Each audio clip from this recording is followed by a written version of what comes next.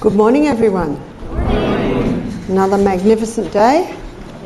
There certainly were a few more people out this morning looking for where we dive in the creek. I think a few more joined. Well, they didn't join us, but they went in after us. So I've got some questions. We'll start with questions. I have nerve impingement in my neck, C7TL. I don't want surgery, currently doing epidurals because the pain gets so bad. I have tried massage, therapy, acupuncture, dry needling, chiropractic. I have also changed my diet and lost 20 pounds. That's great. One of the problems with this question is I am unable to investigate and find out what happened there. What happened to the neck? Why is it a pinched nerve? And I think I mentioned the other day, people today are spending too long with their necks like this. You know, and that position puts a strain on the neck. I really like physiotherapists because they are experts in muscle and in bone, and they can assess and they can give you stretches, they can give you exercises to do that will strengthen different parts of the body. It's also very much don't do anything that hurts. So this morning, I think I jumped down and did push-ups a little bit too early because when I went for the run, back of my leg here started to hurt. So I said to my companions, you run on. And I caught up to them after the 30-second, and then I did a whole lot of stretches. And I found I could do the next run. But you see what you've got to do? You've got to listen. And remember, if you don't listen to the first whisper, the body will start screaming, and when it starts screaming, it's doing damage. So it's listening, interpreting. There's that pain of if someone to come up and start massaging my shoulders, it would hurt. What would I say? Keep doing that. It's sort of that pain that, that's nice. It's the pain of a release from a tight muscle. And then there's the pain of, no, don't touch that bit. And only we know that. No test, no doctor, no specialist can tell you that. Only you can. So it's very much navigating what's happening in your body by reading, by listening. And remember, maybe what you ate wasn't bad. Maybe it's because you ate too much.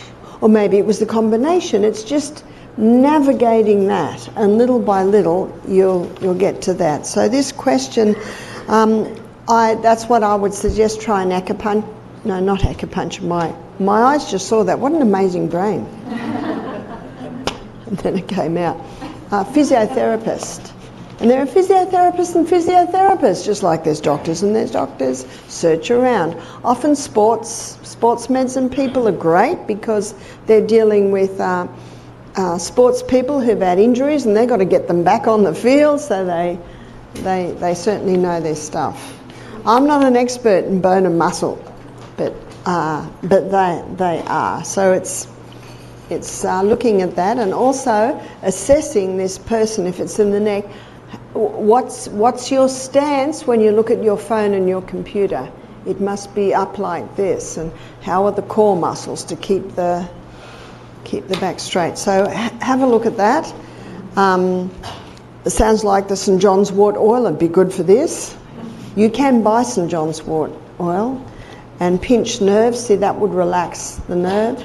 Also sometimes magnesium oil, because magnesium is a muscle relaxant, and if the muscles are cramping, also hot in the shower and then turn the cold on, alternating hot and showers. It's just trying different things and seeing what the body responds to. I overheard a little bit about what you were saying in the break about grounding mats and earthing. I haven't used grounding mats. I certainly am all for earthing.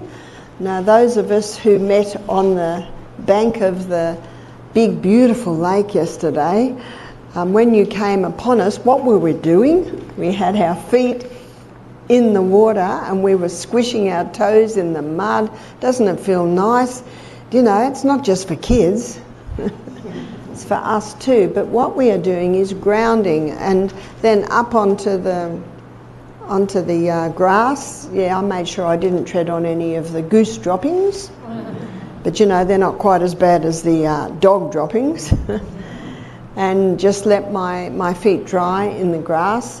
And what you are doing is grounding. You might have heard of grounding, because right in the centre of the earth, we know it's fire, and there's a connection between the sun's rays going in the earth and the connecting with the fire in the middle of the earth. And lightning is a good one to strike and connect. And so when you earth, you are connecting with those elements coming up from the middle of the earth. It grounds you. It's very good if you're on a computer, if that's your job on the computer. Ideally, every hour you rebound for 1 minute. Got that?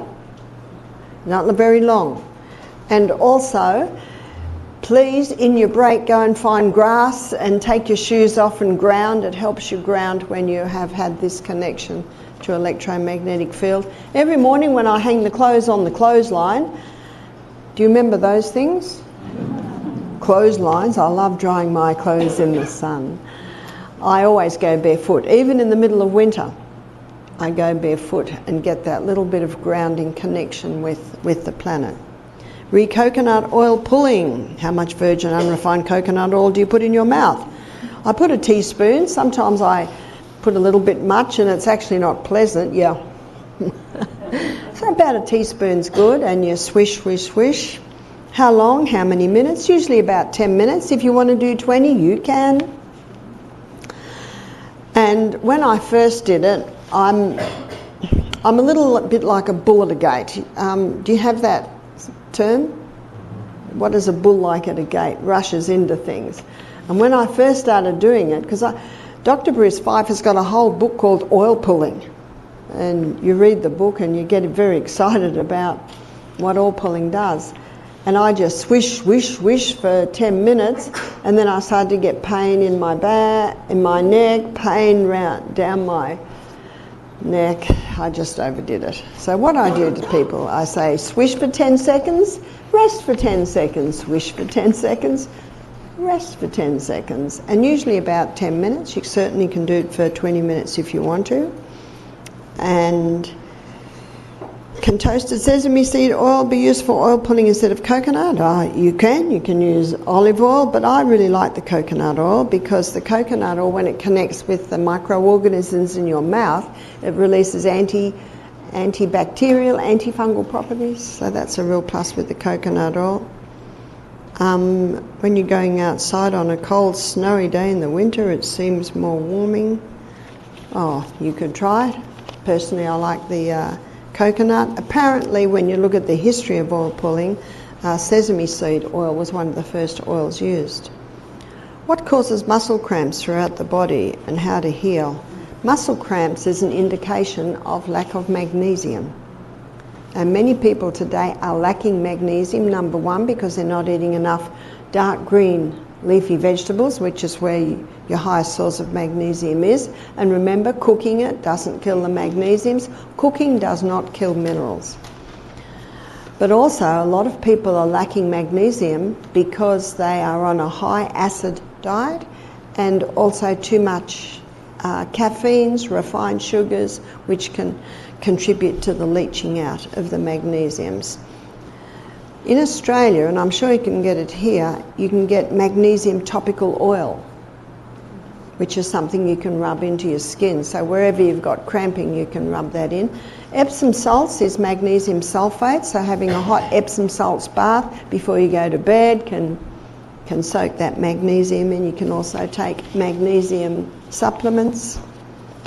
Can those on long life, I think maybe they meant long-term, thyroid medication stop the medication? Quite possibly, and I've known people to do it.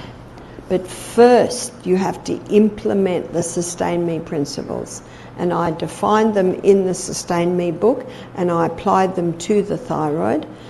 Also with the thyroid, very important to get the mercury fillings out, because mercury has an affinity for selenium, and the thyroid requires selenium to convert iodine into thyroxine.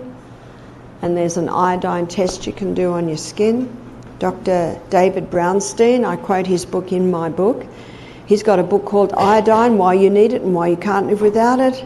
And he shows that underactive and overactive thyroid can both be iodine deficient. So all of these things have to be put into place before you consider reducing your medication. And what some people have done is they just take it every second day and just see how the body copes with that. And if it's not coping very well, go back on it, and a week later, take it every third day. And then, you will know. You play with that. But I'll tell you a story of a lady that was brought to me in Tanzania last year, or some call it Tanzania in Africa, and she was mid-60s, and she said, 20 years ago they took my thyroid out. I'm so sorry to hear that. Don't let anyone take your thyroid gland out. I said, so you're on thyroxine now? She said, no. I said, didn't the doctor put you on thyroxine? She said, oh, I wasn't going to go back to him. Here's this lady been living for 20 years with no thyroid and no thyroxine. Now, what are we told? We're told that's not possible. Is that true?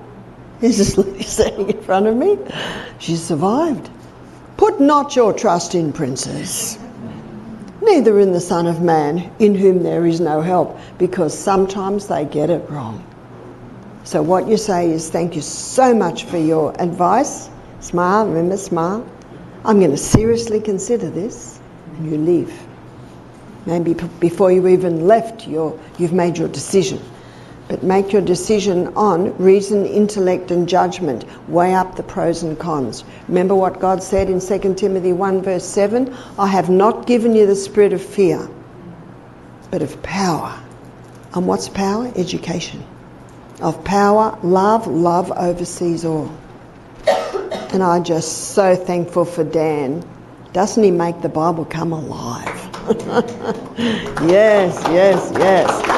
And he certainly gives a lovely illustration of the wonderful love of God.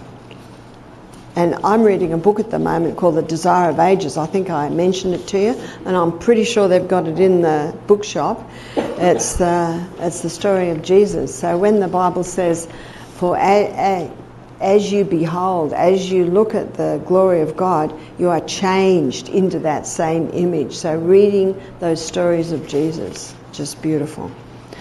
So yes, someone can come off the thyroid medication, quite possibly, but you go slowly, little by little by little. What are your thoughts on laser? Is it LASIK? LASIK surgery? I guess that's mostly done for eyes. Yep.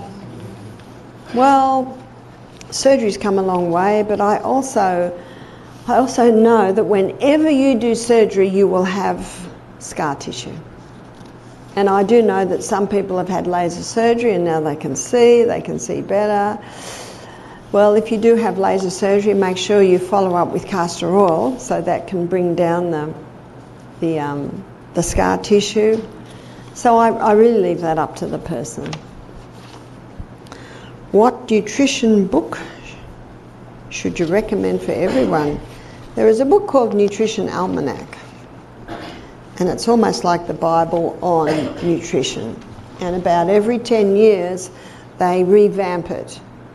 So it's been around probably since about the 60s. And what this book does, say we get to nuts, and that's the page, it'll have every single nut there is, and then it'll have which vitamin, all the vitamin Bs, the vitamin C, all the minerals, all the amino acids, all the fats, saturated, monounsaturated, omega-3.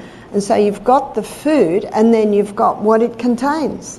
So you and I can get that book, and we can have a look at every food. What's it called again? Nutrition Almanac. So I'm more of a reader than a surfer on the internet, and possibly on the internet you can get something that shows you everything that's in every food. Almanac. A friend of mine, he's got a 1976 Nutrition Almanac, and I've got I think 2003 4 nutrition almanacs. So I was interested to compare, and very similar, very similar.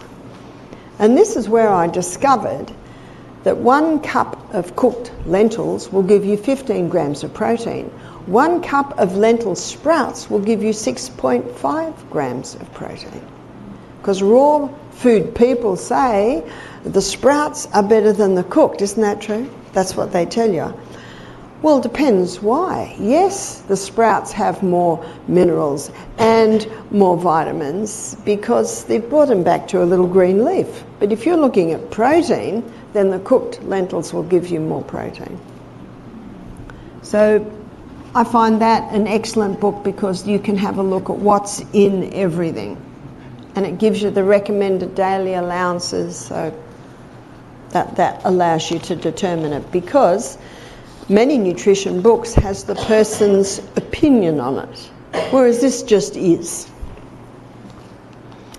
What if you don't have tonsils? What can we do? Thank God for what you've got. Tonsils are gone, their tonsils are gone. But it's very important that you just give your body the right conditions. It adapts and adjusts. Praise God, it adapts and adjusts. And by the way, if your ovaries and your uterus has been taken out, I've got some good news. Your adrenal glands kick in and start making some hormones. But ideally, we keep what we've got. What's the cause of excessive drooling at night? It's quite possible if you tape your mouth up that it won't happen so much. And then you also have a look at the mucus forming foods. Won't be too much mucus forming foods, so you play with it. Don't have an evening meal and see if that affects the drooling. Change the diet, see if that affects. Your body will tell you what no man can tell you. It's just adjusting and seeing where the changes happen. What causes muscles cramping? We just looked at that one. What is the best way to treat schizophrenia? So what do we do in case of sickness, students? What's the first thing you do? Investigate. And how do we investigate? Lots of questions. History. History will tell us a lot. History. And symptoms, the voice telling you this is where you start, symptoms. And then you try different things and you're watching your body's response, because your body will tell you what no man can tell you. It'll tell you the way to go. Schizophrenia. You know, people just don't get schizophrenia. There's a cause. There's always a cause. Sometimes it can be the neurotoxins in vaccines. But you know what I have found in about 9 cases out of 10? It's recreational drugs. So if someone says, can you help my son, he's got schizophrenia. How old is he? 26. Has he done recreational drugs? And probably in 98% of cases the answer is yes. Well, he's done damage. The recreational drugs have damaged his brain. But the good news is, and I'm going to be looking at that this afternoon when we look at rewiring the brain, in 1998 a group of scientists discovered brain-derived neurotrophic factor which stimulates new brain cells. Do you hear that? Isn't that good news? So, and I'll be showing you the conditions that the body needs for brain-derived neurotrophic factor to be released, which is new brain cells. The problem is a lot of people with schizophrenia are on medication and they can't stop the medication or they're going to go wild. But we have found when you implement the Sustain Me principles, yesterday I talked about depression and Dr. Neil Nedley, how he found implementing the Sustain Me principles far exceeded the effect of medication on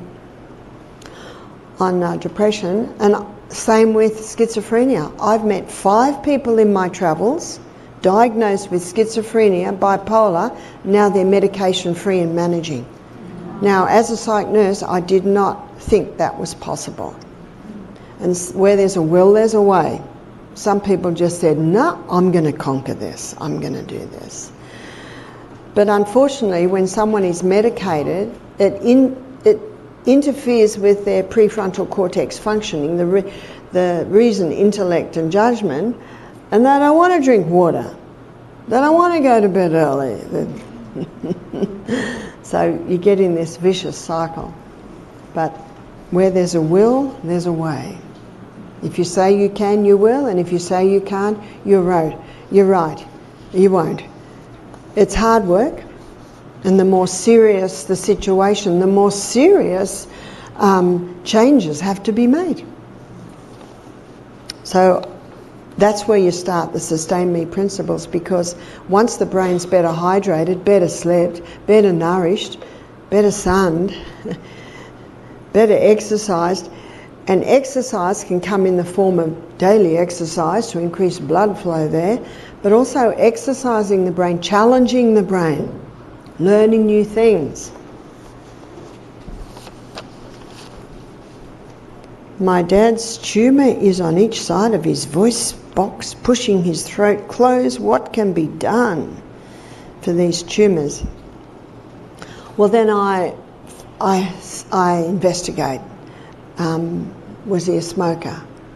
Or it's like my auntie, my favourite auntie, she died at the age of 60, I think about 63 or 64, of lung cancer. Never smoked in her life, but her husband of 25 years smoked in the kitchen, in the car, in the lounge room, and he lived till he was 80. Sometimes the passive smoke can be more damaging, you've probably heard that. So that's what I investigate, because something has caused these tumours. Castor oil compresses around the neck. Castor oil penetrates very, very deep. It can even break up bone spurs. So if it can break up bone spurs, tumours are even a little bit easier. The problem is that when radiation happens on the throat, and I've seen this, a lady had radiation on her thyroid for tumours, and it damaged her esophagus. And she's only, I think she's only in her early 40s, and she has to go to the doctor every 6 months, where they have to forcibly open that. But you see, it's scar tissue there, and we all know what scar tissue is like. It's not supple and soft like other tissue. It gets hard and gnarly. Well, that's where castor oil does a wonderful job at softening that scar tissue. And so hopefully that castor oil, I mean, he could wear it 24/7 if he wanted. But it's very difficult when there's tumours there. And tomorrow we're going to look at the conditions required to help the body conquer cancer. There's all our questions. So this morning we're going to be looking at our immune system. My sister, I've got 3 sisters who are scientists, and one's a senior science teacher. And when she teaches immunology, at the end of the meeting she says to her students, see, the body's designed to heal itself. We have a self-healing, self-cleansing body. And if it's given the right conditions, it will heal. So what I'd like to do, I'd like to begin by asking God, who gave us this immune system, to guide us today. Father, thank you so much for our bodies, for our microorganisms, for our immune system. Teach us, we pray, in Jesus' name. Amen. So you might be surprised to know where I'm going to start. I'm going to start with the skin. Did you know it's your front line of defence? Your skin. And there are processes in your skin to protect you. What are we protecting? Our internal body. So your skin is your front line of defence. And if ever you scrape your skin, what do you got to do? You got to clean it, and you got to cover it. Because there are microorganisms in the air, but they don't bother me. Because I've got a body that's well able to deal with them. Now, if I go in the back streets of India and there's rotten rubbish and even feces in the streets. I got to be careful there. Did you know that in the 1850s, all the sewage from London went into the Thames, and the people living in London drank that water? No wonder the Black Plague happened.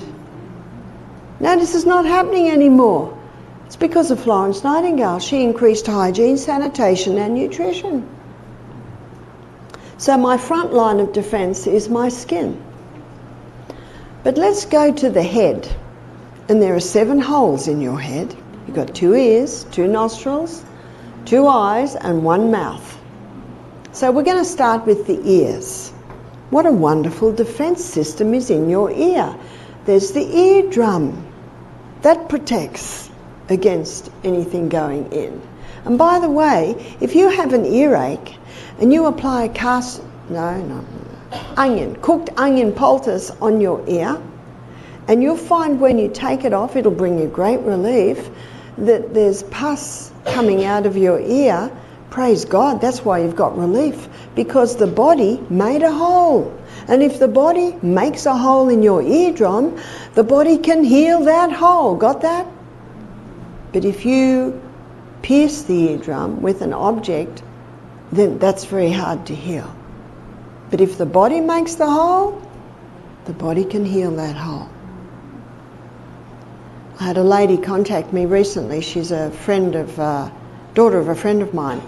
She said, my little boy, he had a really bad earache. The doctor said it's really bad. He has to have it. Gave him antibiotics. It's now 10 months later, and that little boy's gut he's crying with the pain. Antibiotics are devastating to the gut. Did she have to do the antibiotics? Well, she didn't know. She could have done the onion poultice. We've done it so many times, the onion poultice, to the point where a friend of mine, he's driving and all the kids are in the back, and one of his kids, it's the evening, he says, Dad, I need an onion. And they're driving, they're travelling, they're on the road. And so what my friend did is he stopped at a restaurant, he ran and he said, can I buy a cooked onion? I'll pay. Got the cooked onion. Maybe it was done in a microwave, which isn't the best, but you know, in a crisis you just do. Wrapped it up. His son said, thanks, Dad. Because that cooked onion brings great relief. It's a drawer, breaks up the congestion. There's always something that you can do. So let's go back to the ears. Notice in the ears you've got little hairs. You've also got earwax, which can trap anything that might get into the ears. You know what it's a good idea to do? In your shower, put your head on your side and let the water pumble into the ear. Just water. It can actually soften earwax and then wiggle it out. Do not put anything in your ear. Got that? Because it's very delicate in there, and the eardrum is delicate. Now, you know those Q-tips, do you call them? Cotton buds? There are none in my house. And there'll be none in your house when you hear this story. Little 5-year-old boy, he sees mum and dad cleaning their ears out, so he puts them in his ear. He's walking around with them sticking out of his ears. His older brother comes along and goes, oh. That man came to our health retreat at the age of 40. He's deaf. Dear. Why did the little 5-year-old do that? Who did he see? My grandchildren and children will never see me do that, and I will never do it to them. So please get them out of the house. Put that warm water in the shower, wiggle it, massage, wiggle it. If it's feeling a little blocked, you can pour some hot coconut oil in there, not boiling hot of course, a bit of common sense is needed. And you can also pour hydrogen peroxide in there, and that can help to fizz it up. Some people get more wax than others. And by the way, when you put your Q-tip in, what are you doing to the wax? Pushing it further in? No, don't put anything in your ear. So let's now come to the eye. What an amazing structure is the eye. So if something happens to hit like that, notice that that bony structure protects your eye because it'll stop it. But let's say it's small and it goes to go in, the blinking process stops it. The lashes stop it. But let's say something even then gets in. Well, when it gets into the eye, then you've got all that mucus there that if it's a bug, it'll usually drown. And you make your eye go round and round the world and it pushes it to the corner and you flick it out. What an amazing eye we've got. There's a protection process there. Let's go to the nose. Did you know that the inside of your nose, there are like little caves? And if we breathe in, of course we're all breathing in through our nose now, aren't we? When you breathe in through your nose and there's some dust on the air, it's heavy. So it drops down and it ricochets all around those little caverns in the nose until it drops the dust off, because pure air is light. And it goes straight through down into the trachea. And remember, when we swallow, it closes the trachea and opens the esophagus. Amazing processes that we never even think about, do we? And so back to the trachea, because you've got two tubes. And there's one that goes in, and that's it's called the epiglottis. And the epiglottis is like a little flap that when we swallow, it closes the trachea and opens the esophagus for the food to go down. But when you breathe in and the air is clean, it's light and it goes straight down through the trachea into the lungs.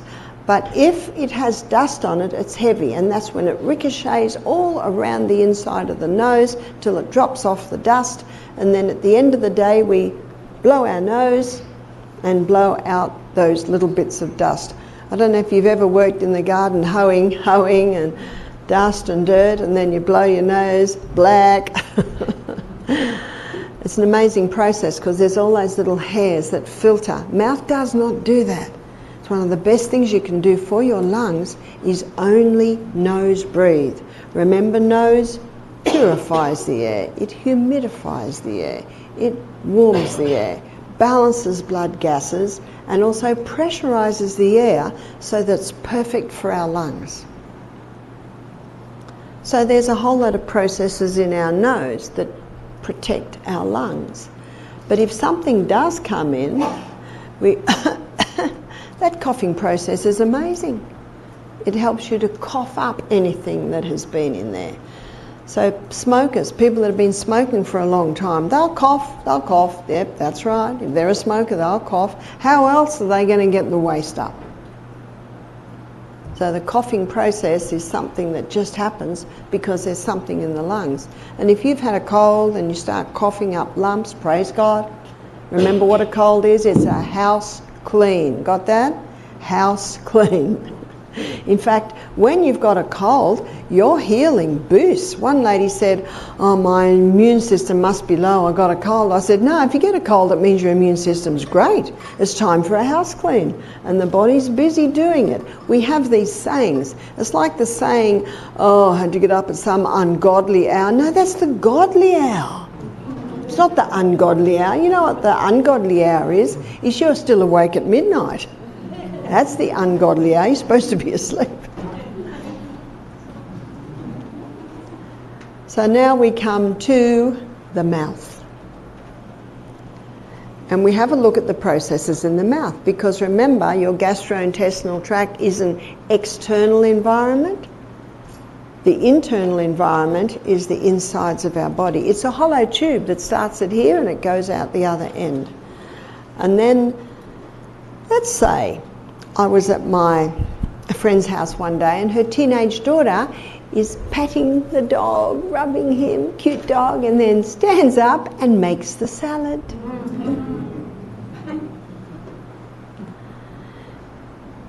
Dogs are meat eaters and they carry parasites. They carry worms. And let's say when she's making that salad, And I love salad, but I didn't eat much that day. Let's say there's a bit of bacteria, a bit of yeast maybe, comes in on the salad, and then it goes into your stomach. There's a defence system there. It's called hydrochloric acid. And in my book, Self-Heal by Design, there's a chapter called The Stomach's Secret Weapon, hydrochloric acid.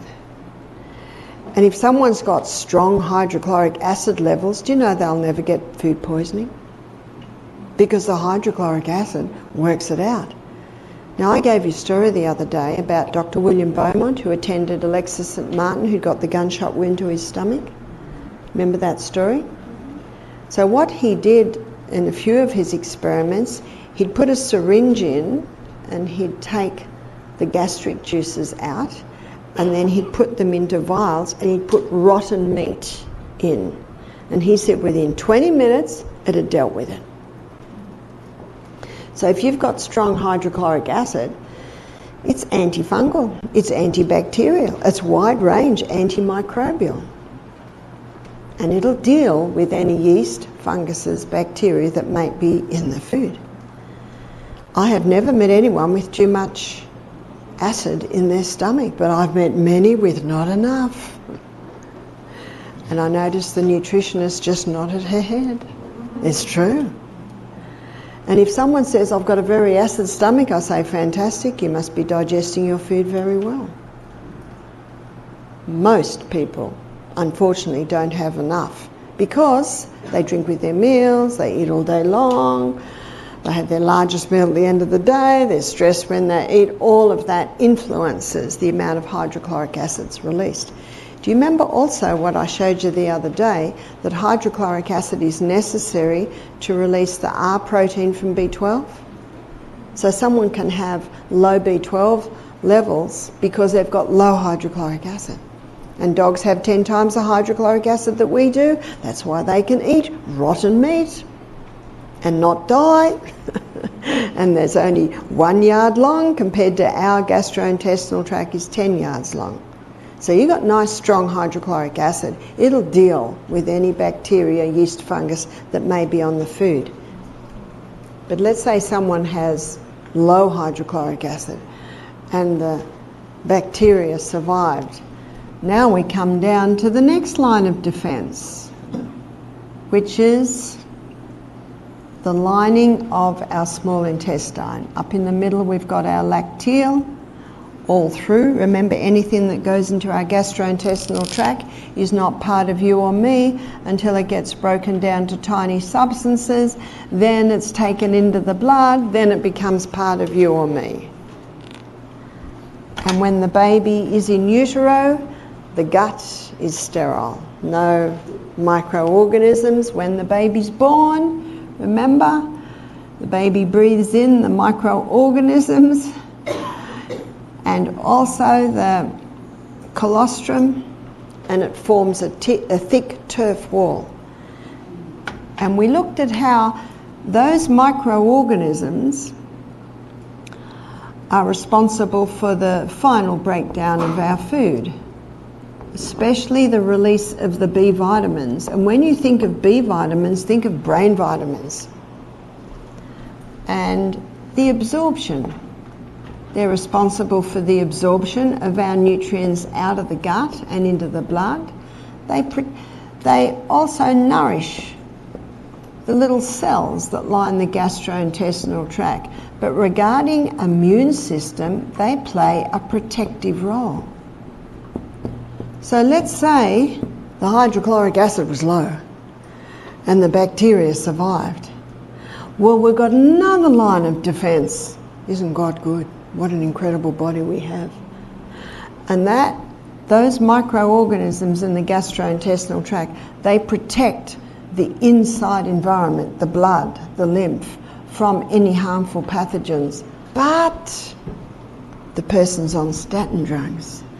And those statin drugs, Lipitor, Crestor, all statin drugs, they kill off some of those microorganisms. They're on long-term painkiller use. Oh, that can kill it off.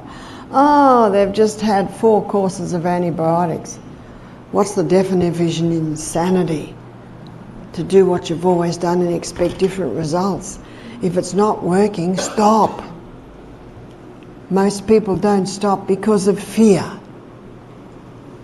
The mother gave her little one antibiotics because the doctor put fear in her. And I've had so many mothers saying, my little one's got strep throats. What's this strep throat? When my kids were little, we called it sore throat. How do you know it's strep throat, by the way? Must have gone and had it tested and found streptococci. Well, of course streptococci is going to be there. It's cleaning up. It's a house clean. And I've had a few mothers say, well, we had to give antibiotics because the doctor said if we don't, it can go to the brain. Sometimes medicine's not very scientific. It's like the mother that said, I think my child's got pancreatitis. Where'd that come from? Hey, people have had sore throats since time dot. What do? Hot lemon and honey drinks, is that right? Hot soups, go to bed, put your feet in a bucket of hot water with a bit of mustard in. Isn't that an old remedy? We've forgotten how to look after the body. So people do it because of this fear. What I'm telling you now is a true story. A lady said to me, oh, my daughter had to have her appendix out. I said, why? Well, they were so swollen. It was so swollen. And I said, okay, so she had it out. She said the doctor said it's because a thread worm got caught in the neck of the appendix. What? I can't believe that a doctor said that. A threadworm. How big's a threadworm? As big as a thread? How could a piece of thread in the neck of the pancreas cause it to swell? I said that doesn't make any sense at all. It's not rocket science, is it? It's not rocket science. And what they say is not necessarily true. I was actually embarrassed that a doctor had told her that. It's impossible. So I question. I don't believe that. You know why I think the child had appendicitis? Probably because they're dehydrated. Probably because they're not going to the toilet enough. Probably because they ate too much sugar, which dehydrated, etc., etc., etc. You see that? Threadworm? That made no sense at all. But these microorganisms that line the gastrointestinal tract play a protective role. So how can we boost our gut flora? With probiotics. What does probiotic mean? Before I show you what that means, let me show you what antibiotic means. Anti means against. Biotic means life. Got that? And anything that has the ability to kill a small organism has the potential to kill a large. What are we? The large. I'm not against antibiotics. They do save lives. But most people should have, at the very most, about 2 courses in their lifetime. My son James is now 45. He still hasn't had any. Do you know, some people should go through their life not ever having any.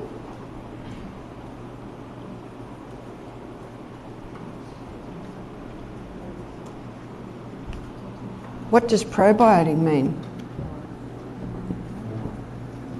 For life.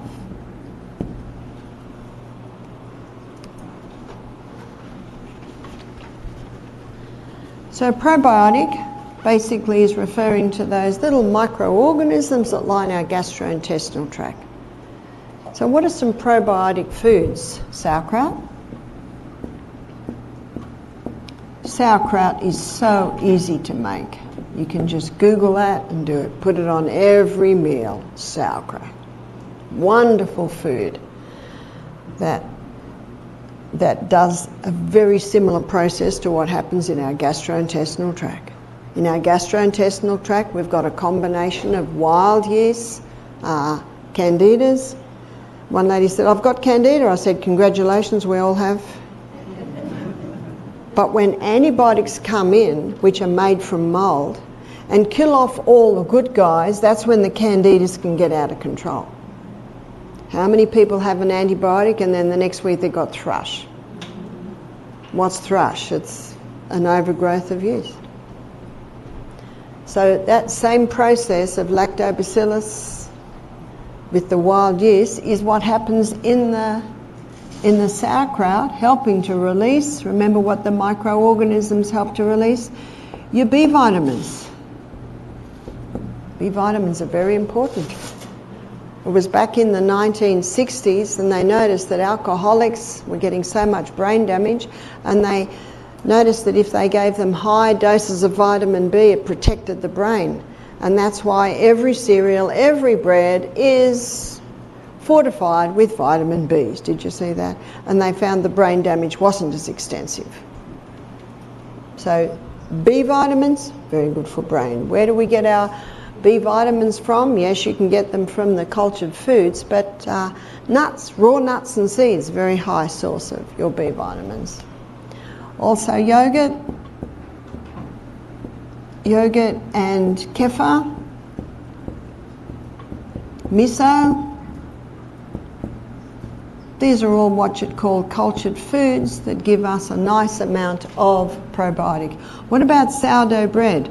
Well, sourdough bread, because it's baked, it basically kills off the microorganisms, but the microorganisms break down the protein or the gluten in the grain, so when you eat the sourdough bread, you're eating like a pre-digested grain. So what feeds probiotics is prebiotics. So prebiotic is fibre. Fibre, fibre, fibre. Big variety of fibres. Did you have a big variety of fibre this morning? The more varieties, the better. And the fibre comes from plants. Plants. More plants. More plants. And what the fibre does,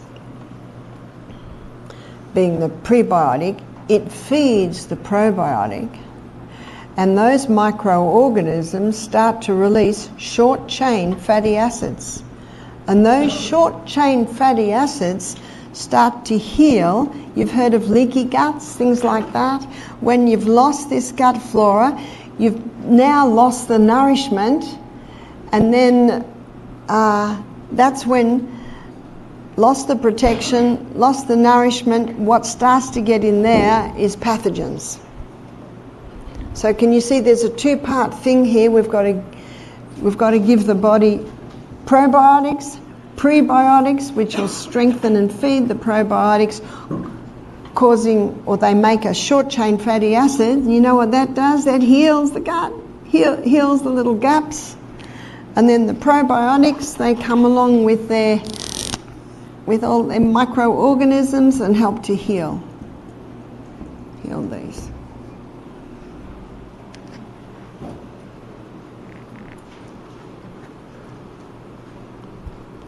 In our colon, we have Peyer's patches.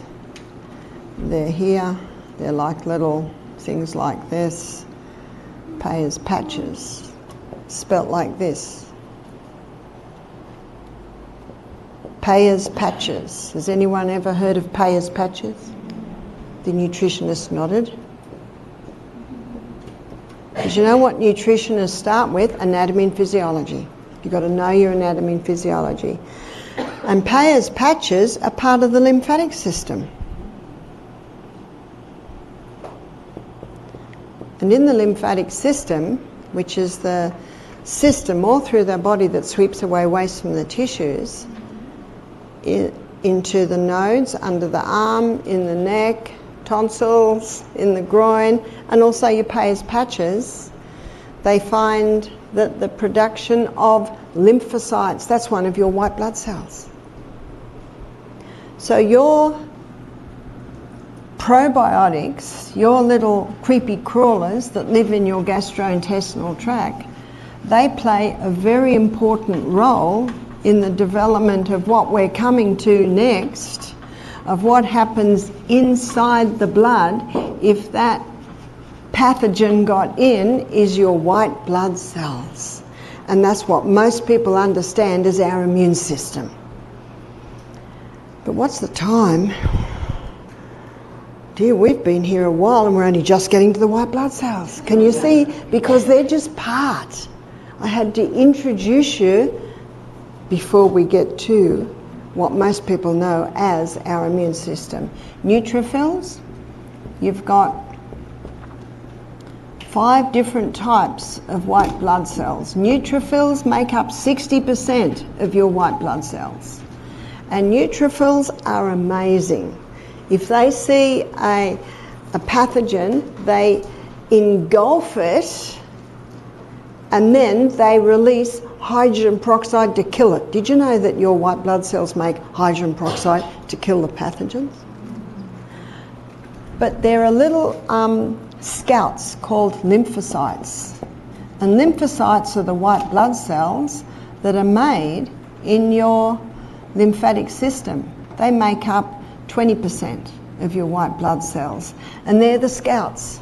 They're always looking around. They go, neutrophils, we've got a pathogen over here. A neutrophil says, we're on our way, we're on our way, we're on our way. So there's your scouts.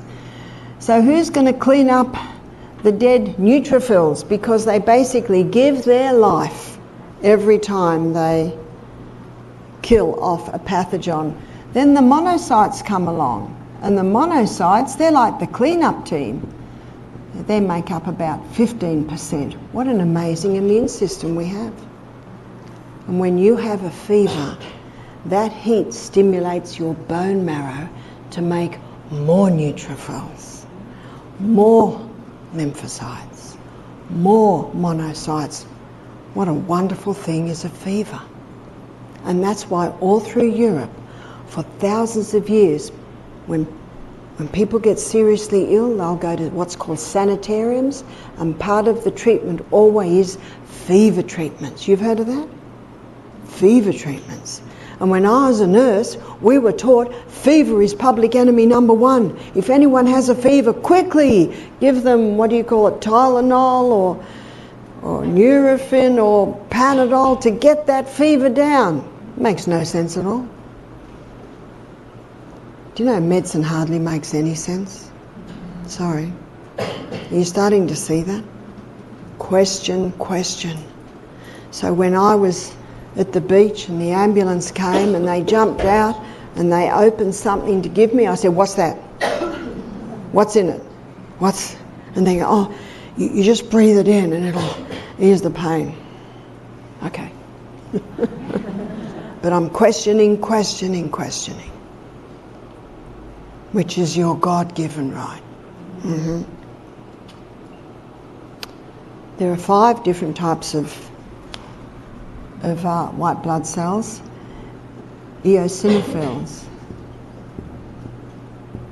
Eosinophils take up approximately 3%, and basophils. Basophils take up, I don't know whether it's a Y or an S. I looks better. Maybe that's an I. They make up 2%. There's your white blood cells. Antibiotics wipe them out. Chemotherapy wipes them out. Makes no sense. If we live in a body that's been designed to heal itself, we just need to work with those healing powers of the body. And I'm sure you didn't think when you first came here that when we talked about the immune system, I'd be talking about your gut flora. In fact, the research is now showing that 70% of our immune system is established by our gut flora. You're going to eat more fibre at lunch today, aren't you? More fibre feeds those microorganisms. which feed those little Peyer's patches.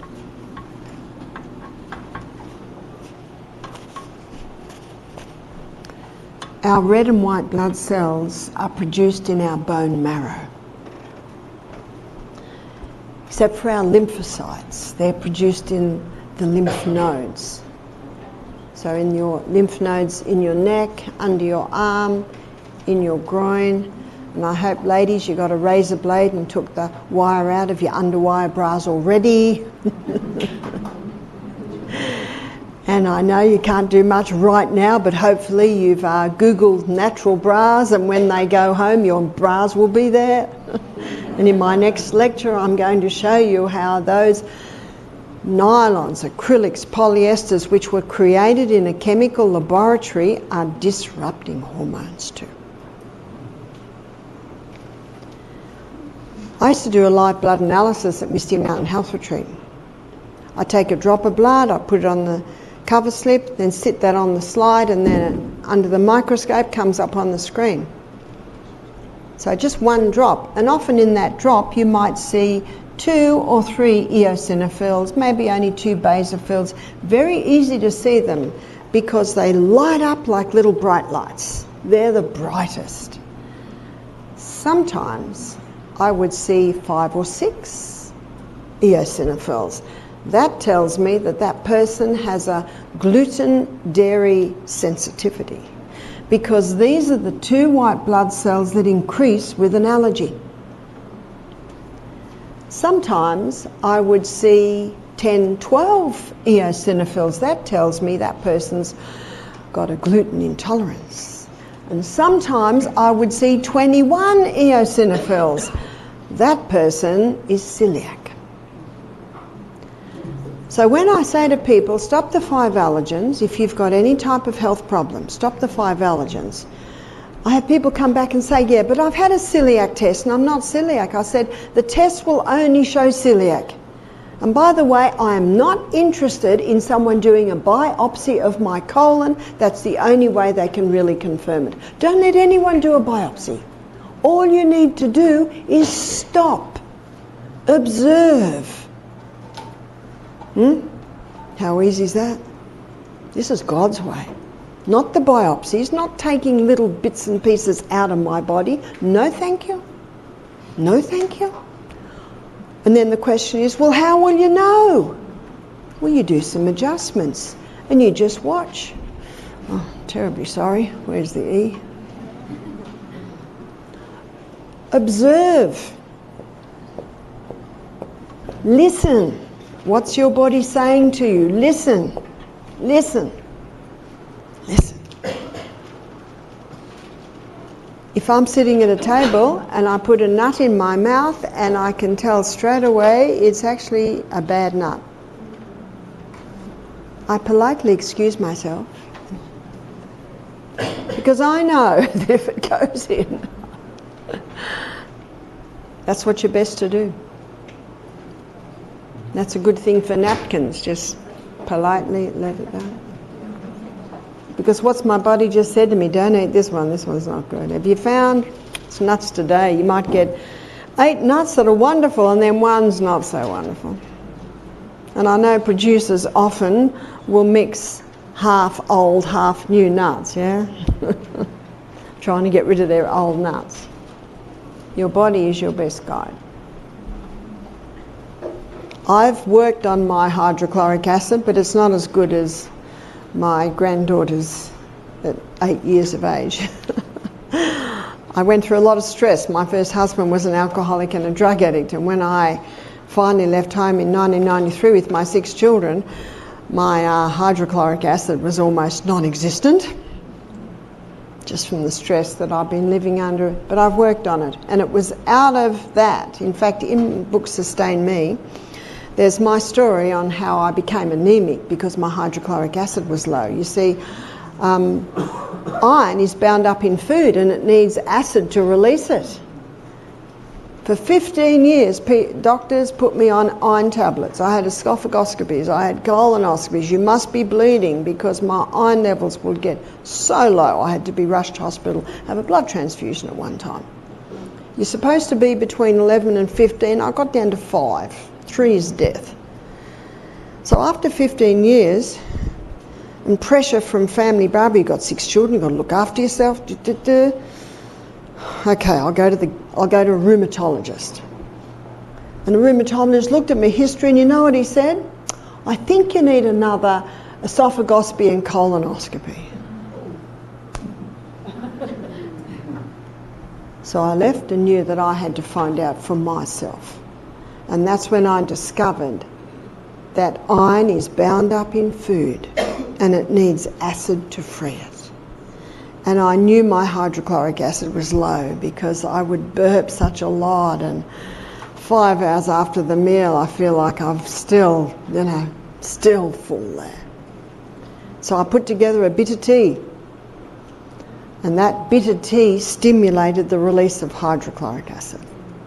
And 3 months later I had a blood test. And I rang up the doctor, and he was busy, so I got the secretary. I said, can you tell me the results? She said, no, I'm not allowed. I said, but you can answer questions. She said, yeah, I can do that. I said, is it above 8? She said, it is. Is it above 10? It is. It is above 11? It is. Would it sit at 15? It does. Wow. And I have never had a hemoglobin that high. Hemoglobin is the iron in the blood. And what had I done? This is 15 years on iron tablets. What was in your bitter tea? What was in my bitter tea? It's in my book. It's in both of my books. It's just the bitter herbs. Anyway, and then I said to her, what are my B12 levels like? And she said, give me a number. This is country practice. Top of the scale. What are my ferritin levels? Your ferritin levels are your iron stores. And what would happen with me, my hemoglobin would go to 5, my ferritin are 3. In other words, that's why they'd rush me in blood, because if you've got no iron stores and you have a car accident, you're not going to survive. Ferritin should be, I think it shouldn't come under 29. Remember, mine was sometimes 3. I said, what are my ferritin levels? She said, give me a number. I said, 29? No. 35? She said, go higher. Isn't that incredible? All I did was boost my hydrochloric acid. And then I could run up hills, and my hair grew to my waist. All because I boosted hydrochloric acid that now enabled me to access my iron.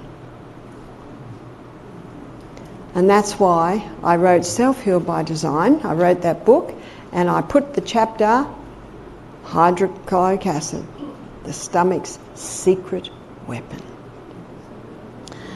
And when I wrote Sustain Me, because I don't always share that story, I guess I find it hard to give a story about myself, but my husband said, Barbara, it's one of your most powerful stories. And so in my book Sustain Me, I have a chapter on anemia, and my story is in there. Hydrochloric acid, so important to boost it. So how do you boost your immune system?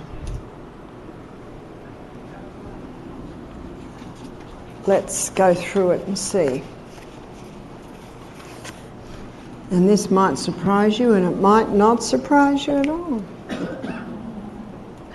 Sunshine. Did you know that when we get in the sun, those sun rays go through to your bone marrow and boost the production of your white blood cells? Use of water. Keep hydrated. Yes, even the bones need water, and the bones need water to produce your red and white blood cells in the bone marrow. Sleep while we sleep, because especially of the melatonin, your white blood cells and your red blood cells are made at twice the rate while we sleep.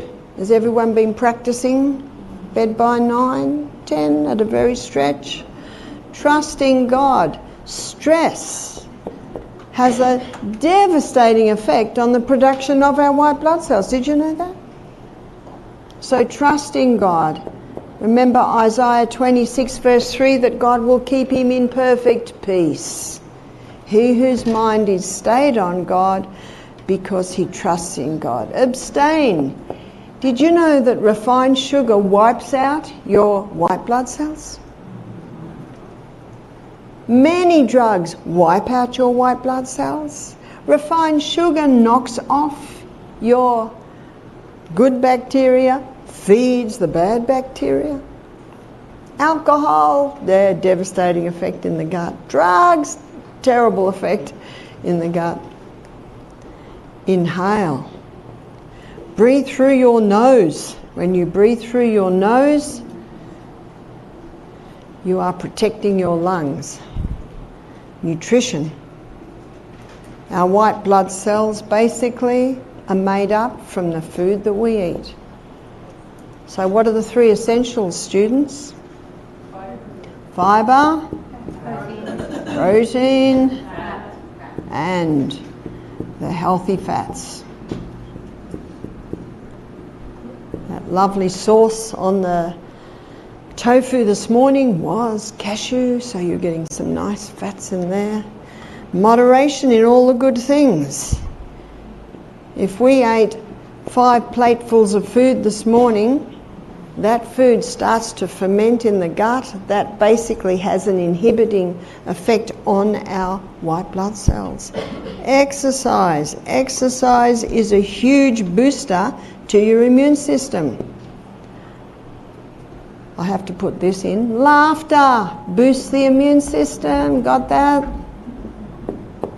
In fact, laughter, it has been shown, can just about double it for 24 hours. Anger, resentment can just totally inhibit it. Let me tell you a story of a little boy in New Zealand. 7. His mother came to see me and he's standing there with his finger like this, and his finger was twice the size, and right in the middle it was all like a creamy pus colour, but it was sealed. I said, "What happened to the finger?" She said, "Oh, it's cellulitis." Well, that's not rocket science. You know what cellulitis is? Inflammation of the cell. So what's my next question? Where's my cause? In case of sickness, what's the first thing you do? Ascertain the cause.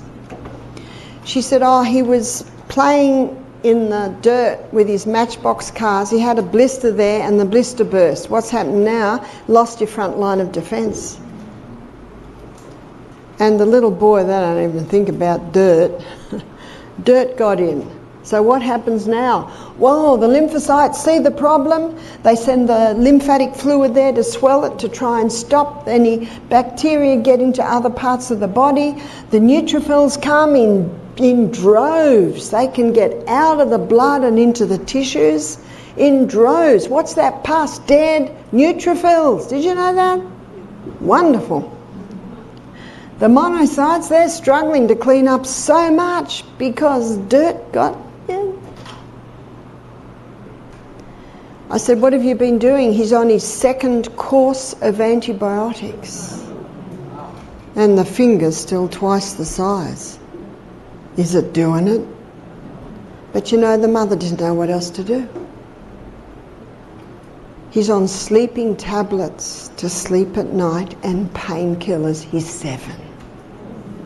I said, "Can I try something?" She said, "Please." So I got 2 mugs. And in one mug, I put hot water.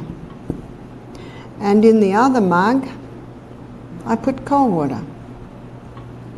And we put his finger in. I got him to put his good finger in first to be comfortable with the temperature.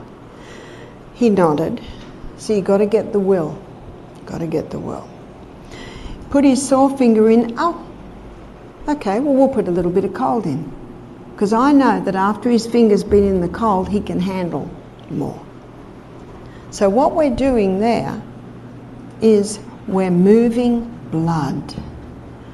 And water moves blood. So the hot water has a stimulating effect. Stimulating. What are we stimulating? Blood. Why are we stimulating blood to the area? Because the blood contains white blood cells, and we want more of the immune system. We want more of your internal fighters.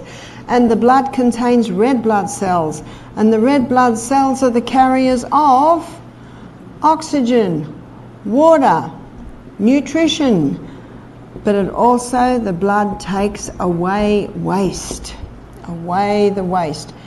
In fact, when you have a look at this, the blood is all we need. That's all we need. And what the water does is it moves more blood into the area. See, what the problem we had here is the blood tends to sit and pool in the area. We need to get the old blood out and the new blood in. And the best way to do it is alternating hot and colds.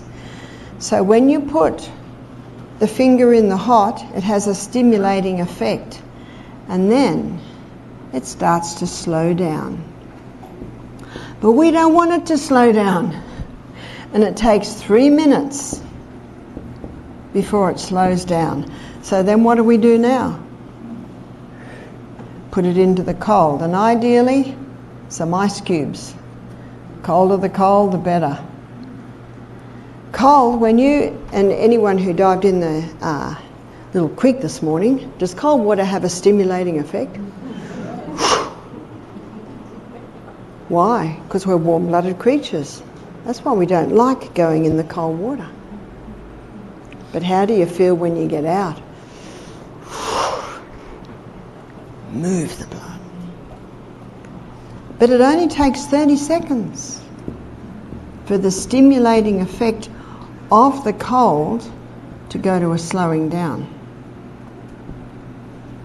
So before it's got a chance to slow down, what do? Put in the hot. And while it's in the hot, we put a little bit of boiling water in. You feel it? The little boy's watching me. I said, put your good finger in. I said to him, I think you'll be able to handle it now. So he tries and he smiles. He can. 3 minutes in the hot and then back in the cold. We do this 3 times. 3 times is enough because you're moving blood dramatically and the body can get a little tired. So 3 is enough. Now by the end of the second hot, I see this little boy's shoulders relax and he smiles. What does that tell you? I'd like to suggest, looking at his body language, he's just experienced probably 50% pain relief. How long does it take for Tylenol to have an effect? Nurofen, half an hour? How long is this? Have you done the maths on this? We're looking at probably no longer than 15 minutes. And in the area of pain relief, this is almost without equal. The only thing that equals it maybe is IV morphine. Straight away. We're not going to go to hospital. We're not going to give a child IV morphine. Eh? And then what effect does the morphine have on your adrenal glands, on your liver, on your kidney? So simple. So every home has mugs. Every home has hot water. Every home has cold water, ideally ice in the freezer. And when I'd finished, and that little boy's just looking at me smiling. Why is he smiling? 10 days he's been in pain. It eases a bit when he's on the painkiller. All we did was this. Then I grated a little bit of potato. Potato's very good for tissue swelling.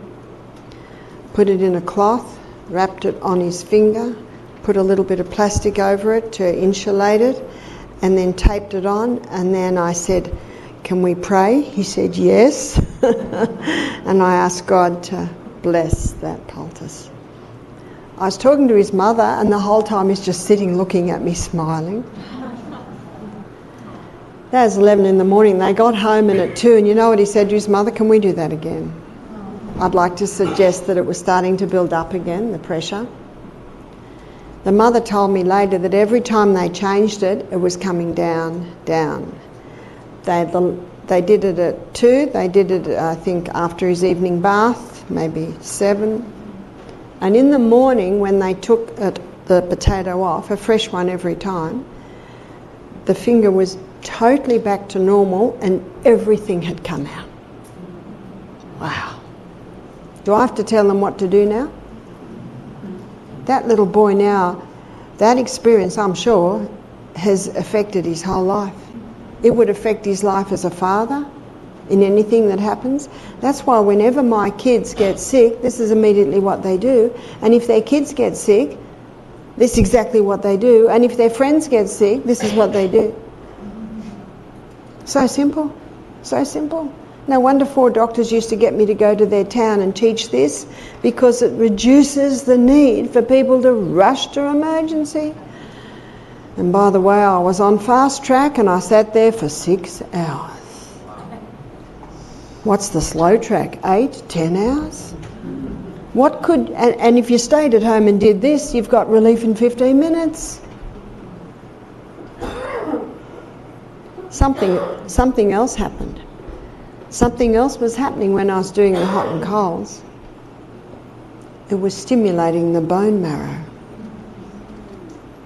That's why diving in that cool creek or finishing your hot shower with cold every day, huge immune system booster. I don't think everyone here would fit in the morning. It'd take too long for everyone to get through the dunk. Doesn't sound like you're all very excited to try it. You can turn the hot tap off and just have cold. If you can't quite do the 30 seconds, start with 10 and you can move up. How simple is that? So when you see Barbara O'Neill on Facebook selling a product, you know it's not me, because I'm not selling any product. All I'm doing is teaching you what an incredible body you have with an inbuilt ability to heal itself when you give it the right conditions. We'll have a break now. I think, is it break time? What time do I finish? Actually, I've got a bit longer, haven't I? Sorry guys, just stop what I just said. Some of my meetings are an hour and a half and some are an hour. Okay, well we can move on because there's a little bit more to be said. So when you exercise, let's go to exercise. When you exercise, you increase the circulation of the blood, yes, to the skin, but also to the bone marrow. Got that? And the bone marrow is where this is made. Now, we had a lady attend our program who had just gone through a series of chemotherapy. And when I looked at her blood,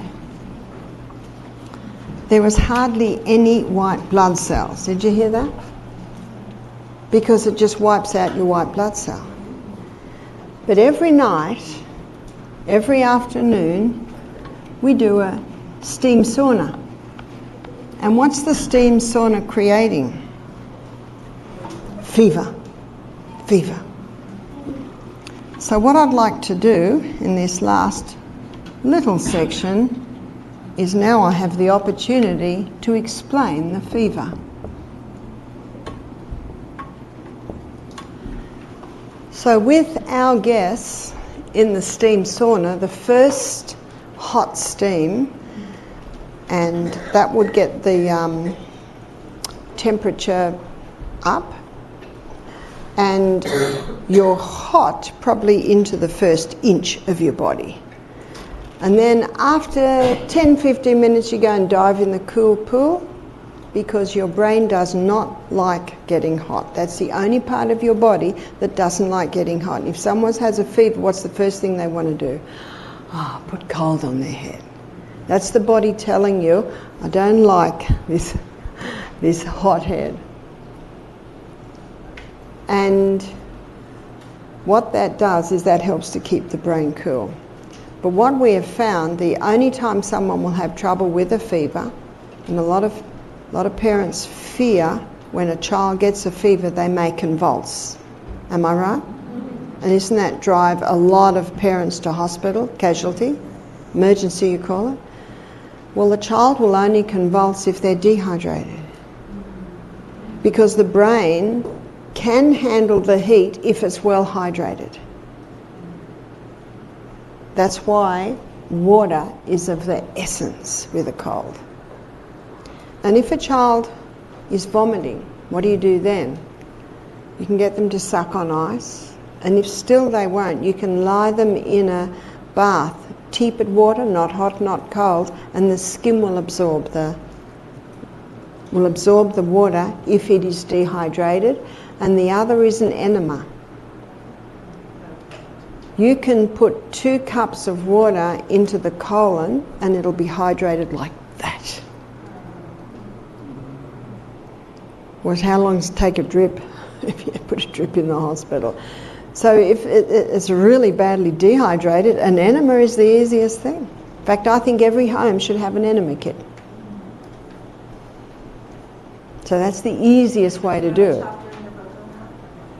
I've got a chapter on hydrotherapy in my book, and I give the basic principles, and I also show the importance of, or the value of, a fever. So remember this, that the fever is your friend. Got that? And the reason it's your friend is fever has a purpose. It was created by God with a purpose. It is not the enemy. Fever's your friend because it has its purpose. What's its purpose? Let's make a list of the purpose. It kills pathogenic bacteria. In fact, it's one of the treatments for Lyme's disease because it basically burns it out. And I think one of the treatments for Lyme's disease is a fever bath, having a fever bath. That's a bath that I think you're staying for about an hour. I think that's the treatment. We don't have hardly any Lymes in Australia. But it's a lot more in America, I know that. For 1 hour, keep the temperature high for 1 hour. And then you pull the plug a little bit and have the cold tap in, and then just slowly get the body temperature down 30 times. So that's 30 days in a row. And we've seen that make a huge difference, because what the fever does is it kills pathogenic bacteria, but what also the fever does is it gives a massive boost to your immune system, the production of your white blood cells and your red blood cells. Whenever you raise body temperature, you actually raise the speed of blood going through your body. In fact, you raise all body processes through the fever. And you know what else is boosting? It's boosting perspiration. And you might remember and you might not, because I am guilty of information overload. 70% of body's waste can come out via the skin when you're giving the body the right conditions, which means you're well hydrated and you're having a fever bath or a steam bath. That's impressive. You speed the waste up going out of the body. Father, can you use a steamer in the steam room? Yes. Yep. Steam room or fever bath. Fever's your friend because of what I just showed you. My husband loves burning off. Whenever there's a bit of rubbish in the house, he's got to burn it off, burn it off. And sometimes I come home and I can tell that, because we're out in the country, I can tell the fire got away. Sometimes some of my plants are a bit burnt. You still love it. Yes, things happen. And I'm looking for the hose to water my garden. Where is it? Water puts the fire out. Got that? Water puts the fire out. Very important point in a fever. Water. Water puts the fire out.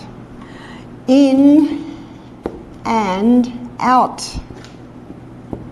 So you must be well hydrated. When my babies had a fever, now usually I would feed my babies, breastfeed them about every 3 hours. If they had a fever, I just stick them on the whole time. And they want to feed because they're upset, because they're hot, so they'd suckle more. Now, I put no limit on their, because I used to think, I'm not milk on tap here. There are times when my babies feed and there are times when they don't feed. But when they were sick, they had total full access because I wanted them well hydrated. So not one of my 6 babies ever convulsed. And I believe it's because I kept them so well hydrated. Keep them well hydrated. If your body's well hydrated, your brain's well hydrated, and it can handle that heat. Can I ask what's a proper amount of hydration for a baby? What's a proper amount of hydration? I'm not a measurer, if there is a word, measurer. But if a baby's bottle fed, they're not as likely to want to feed as much. But what you can give them, and most babies aren't that fussed on just plain water, but coconut water. Coconut water is the water out of the green coconut. And in Fiji, traditionally, mothers would feed their babies, it's called boo juice, B-U, instead of milk. In fact, I met a mother whose baby only had boo juice. And another lady told me that her girlfriend was born on a far island in Fiji. She's 45. And in childbirth, the mother died. And there were no women on the island. So the men climbed the coconut trees, got the green coconut. Because in the green coconut, all the nutrients are in the water. And there's a thin jelly lining. But in the old coconut, the nutrients are all now in that thick, hard coconut lining. But in the green coconut, all the nutrients are concentrated in the water. So that baby from birth was fed the green coconut juice. Because I said in a lecture, this is 10 years ago, I wouldn't be surprised if you could give it to a baby. So as soon as I finished my lecture, I had people come up, Barbara, I can got a story. And I've got a friend who's a doctor in Fiji, and she tells all her women, give your babies boo juice. Now you can buy it here as coconut water, and you can get long life containers with the coconut water in it. So that's a great option to give a baby because it's light and it's also got some minerals in it, and they like it because it's slightly sweet, just very slightly sweet. So whatever it takes, give them, even put a little bit of juice. Juice will not hydrate, but if the little one will drink the water, if it has a little bit of apple juice in it, put it in. But my children were just used to water. So it's really good to get children used to water. We'd have kids visit us who are only used to juice, and I'd say, would you like some tap juice? Or I'd also call it cloud juice. And then you smile, always smile. It's amazing what you'll get kids to do if you just smile. So must be well hydrated, whatever it takes. And an amount, I don't know, you just keep putting it in. But there is a rule of thumb. So 25 kilo, what would that be, 50 pound? Something like that. To 1 litre.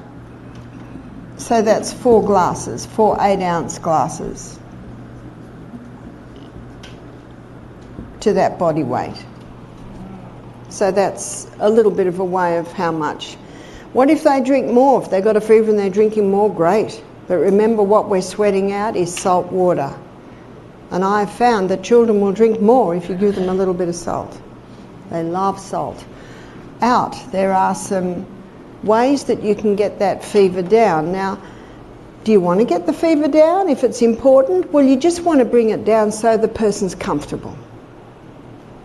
So again, I never took a temperature. I don't even have a thermometer in my house. But you can tell when someone's uncomfortably hot. If they were just hot, I'd just let them sleep. Just let them sleep. Just let them sleep. But if they were getting uncomfortably hot, there's a few things you can do. Is just a tepid bath. This is not hot and not cold. It's just lukewarm. Body temperature. And you'll find when you get them out of the bath, the water will be hotter than when they went in, because the water has pulled the heat out of the body. You could also lay a little one down on a towel with no clothes on, or just maybe their underpants. Cover them with a towel. And then get a bowl of water. And you bring out a washer, not dripping but not dry, and just sponge the arm. And the air on that water will cool that arm, and then you pat it dry. Put the arm under. Then do the other arm. Then do one leg, then do another leg, then do the front, then turn them over and do the whole back. And by the time you finish that, you'll find the temperature has come down a bit. So you've got to do what you can with that child. Some children are a little delicate. You have to be careful how you work with them. Peter, I could do anything to Peter. William, I had to do it a little bit more carefully. So depending on what you can do. Yeah? Is it not true if they have fever for too long, it can do brain damage? Okay, here's another fear thing that we're told. If they have the fever for too long, they can get brain damage. No. You see, fever has a purpose. And when it's finished its purpose, it'll go. There's a reason for it being there. The only time the brain can suffer is when, students? In a dehydrated brain. That's right. What if the child doesn't run a fever? What if the child doesn't run a fever? Well, you don't... Never? That's all right. They don't have a fever. Maybe their body's doing it other ways. See, there's no hard and fast rule. It's just whatever happens in the body. My daughter at the age of 7 had a fever for 7 days. It eventually went. Because this is the last one. When all the rubbish is burnt up, rubbish gone, fire goes out. Got that? The fever stops. When it's done its job, fire is out. And if you keep stopping the fever with a drug, as soon as the drug wears off, guess what's going to happen? Fever's going to come back. And so a fever that might have lasted 2 days can end up lasting a week because you keep putting it down. Because when all the rubbish is burnt up, the fire will go out. When the fever has finished its purpose, it'll go out. It's not going to be there forever. Does that also include like a low-grade fever for a long period of time? Does that include a low-grade fever for a long time? Well, then we've just got to find out why. Why is that low-grade fever happening? How would you find out? You put the person's life against the sustain me principles.